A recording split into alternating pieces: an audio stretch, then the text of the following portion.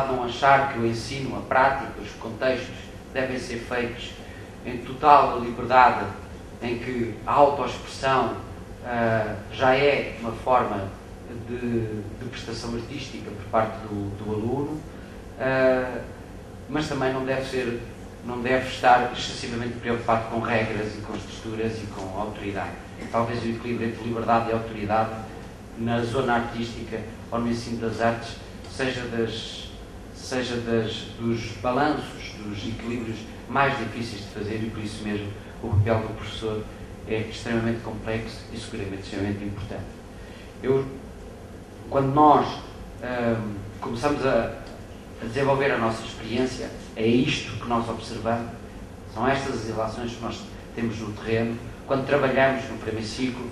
Este ano, por exemplo, e hoje teremos até a oportunidade no programa de falar um pouco sobre isso, temos uma experiência, do ponto de vista experimental, estamos numa área a aplicar aquilo que é uma forma de ensino, usando as artes e literatura, mas de forma transversal a todas as outras disciplinas. Portanto, é um projeto, digamos, plurianual, há 15 anos, que está no seu ano zero, em uma zona muito localizada. E que mostrou uma coisa muito evidente, que a educação não funciona bem quando ela é excessivamente posta em modelos voluntários. Isto é também uma reflexão que eu, há alguns meses do início desse projeto, gostaria de aproveitar esta oportunidade de participar nos vossos trabalhos para deixar aqui. É que é muito complicado para uma comunidade local querer desenvolver determinados projetos, mas estarmos dependentes da boa ou da má vontade dos professores. Porque é muito difícil organizar equipas quando nós não temos favorecido um ambiente de criação de equipa como o que vivemos atualmente em Portugal. Nós temos grupos de trabalho, mas esses grupos de trabalho são dentro da escola, não são verdadeiros grupos de trabalho que aglutinem toda a comunidade local. E isso é uma outra experiência que eu, possivelmente, noutros sítios terão experiências diferentes. Nós temos essa experiência, somos uns defensores das escolas municipais por causa disso, porque achamos que todos os atores da educação devem trabalhar em equipa e a comunidade deve ser capaz de polarizar e de gerir essas mesmas equipas. E, portanto, porque não faz sentido nós termos bons projetos em que uns alunos são beneficiários e outros podem não ser beneficiários. Isso não faz qualquer sentido. Portanto, o que faz sentido é nós criarmos oportunidades para todos e criarmos as mesmas oportunidades para todos. E é também nessa perspectiva que digo que é fundamental virar a página e temos muita esperança que o Ministério da Educação possa rapidamente abrir, aí sim de uma forma voluntária, a que o país possa, durante os próximos anos, se poder candidatar ou se poder organizar em torno das suas comunidades locais de educação. E um outro aspecto que aproveito para vos dizer tem a ver muito com as dificuldades que vivemos. E talvez esse seja o principal tema da discussão.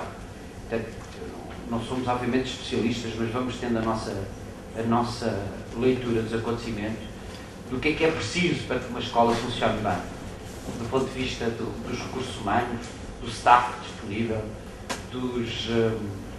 dos aspectos financeiros, das condições dos edifícios, dos horários, questões técnicas, questões que certamente são questões que estão na vossa agenda e que mais vos preocupam. E também sabemos que temos escolas a uma velocidade, temos outras a outra, portanto temos aqui uma geometria variável muito grande no nosso país.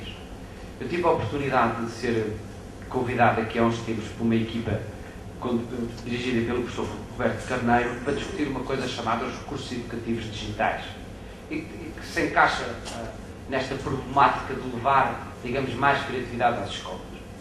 Em vários aspectos daquilo que estava a ser montado, portanto, o professor Roberto Carneiro tinha como principal função apresentar um projeto de política pública para que o Ministério implementasse. Uma das coisas que eu pude testemunhar nessa audição foi precisamente esta ideia de que nós, o contexto das aprendizagens e o contexto das escolas não pode ser feito com tirar dinheiro para cima das escolas. Nós temos que financiar projetos, e neste caso nós temos que financiar bastante, mas temos que financiar projetos às escolas que o querem. Às escolas que o querem muito. E como é que isso se percebe?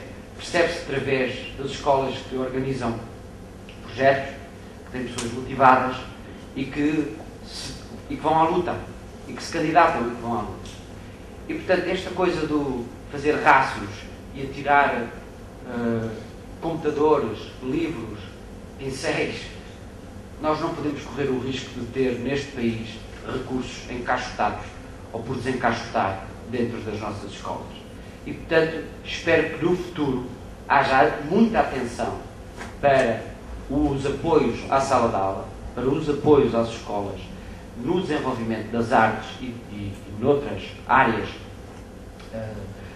As artes têm, aliás, aqui uma dimensão muito alargada, sejam artes visuais, sejam artes performativas, portanto, seja o que for, é fundamental ter, digamos, uma estratégia que leve com que as escolas queiram muito andar para a frente.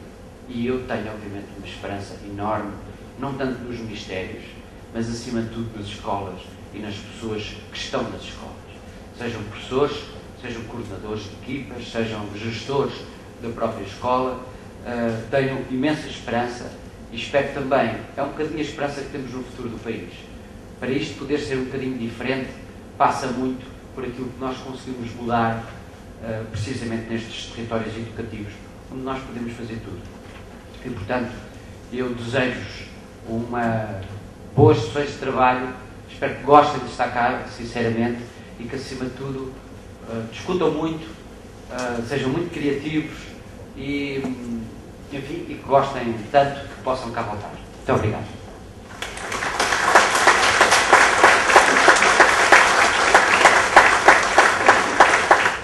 Eu não tenho muita coisa preparada, exceto a minha comunicação para logo à tarde, porque de facto não sabia que ia estar aqui. Mas, de qualquer maneira, quero-vos dizer que quer o Ministério da Educação, quer a Direção-Geral de Inovação e Desenvolvimento Curricular ficaram bastante contentes com o programa deste encontro, com as propostas de reflexão e, obviamente, que de tudo a que eu estiver presente, e vou estar hoje e amanhã, levarei certamente muitas indicações e muitas recomendações que poderão ser também trabalhadas em termos do Ministério da Educação. Quero-vos dizer que, de facto, pessoalmente, as artes na educação também são de uma dimensão e de uma importância muito grande. A minha atitude tem sido trabalhar nessa área já há longos anos, de modo que é com muito apreço também que estou aqui. De facto, e como o Sr. Presidente da Câmara disse, não se pode continuar a trabalhar com projetos avulso. É preciso criar uma estratégia como se criou para o português, para a matemática e para outras áreas, porque de facto o avulso já não funciona. Nós somos dos países que temos os melhores referenciais, os melhores currículos, as melhores orientações, mas depois há falhas que têm que ser comatadas, porque senão tudo isso, obviamente, falha, e quem conhece as escolas, e eu também as conheço bastante bem, percebe que os projetos, quando não têm orientações muito específicas, vivem da boa vontade. E a boa vontade é excelente, mas de facto não faz a qualidade, não é? E nós precisamos de facto qualificar a educação em todas as áreas, e as artes têm um papel imprescindível, até porque nós vivemos numa sociedade multicultural em que temos a sorte de ter toda uma riqueza de participantes, não é? De alunos nas escolas, e temos que rentabilizar essas mais-valias e essa circunstância, porque é óbvio que a identidade do património, as identidades de cada país são fundamentais, mas tem que haver, neste momento de globalização, tem de haver, de facto, um quadro de referência comum que nos ajude a falar todos a mesma língua e a saber o que é que estamos a fazer. Só queria dizer que desejo os meus votos de sucesso para tudo e muito obrigada pelo convite. Antes de mais, eu queria cumprimentar todos os ilustres da mesa, agradecer também o convite, cumprimentar todos os presentes, com certeza muitos professores. Eu também sou professora, claro. Eu fui empurrada para aqui, assim, de um modo, estou como a doutora Teresa André, praticamente fui apanhada de surpresa. De qualquer maneira, agrada-me imenso estar aqui. E este é um tema que me é muito querido. Eu vinha pelo caminho, portanto, como digo, empurrada por uma situação que não estava à espera, e a pensar numa frase de Milan Kundera, que eu tinha lido há talvez 30 anos, no livrar do romance, em que ele dizia que o homem estava a perder a capacidade de se emocionar. Fazendo a ligação desta frase espantosa, que todos nós sentimos isso, que somos uma geração que fomos perdendo a capacidade de nos emocionarmos, com uma frase fabulosa de uma intervenção do António Damasio, numa das últimas conferências que fez em Lisboa, em que dizia ninguém sabe desenhar o sol.